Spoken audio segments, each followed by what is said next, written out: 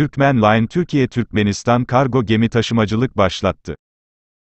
Merkezi Türkmenistan'ın başkenti Aşkabat'ta bulunan ve Türkmen Line adıyla da bilinen Atabray özel şirketi, nehiryolu sezonunda Türkiye-Türkmenistan güzergahında kargo gemi seferlerini başlattı.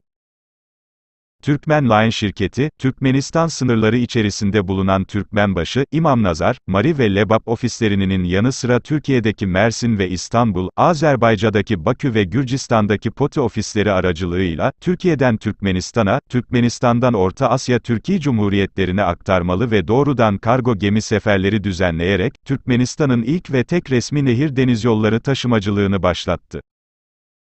TÜRMEN Line şirketi, gemi ve konteyner filosu ile müşterilerine multimodal gemi taşımacılığı fırsatı sunmaktadır. Şirket, müşterilerin yüklerini fabrikadan alma, İstanbul limanlarında gemilere yükleme ve kargoları Türkmenistan'da müşterilerin kapılarına kadar getirme gibi hizmetleri ifa etmektedir. Gemi yükleme ve taşımaklığında profesyonel kadroya sahip Türkmen Line şirketi için müşteri memnuniyeti her şeyden ileride gelmektedir.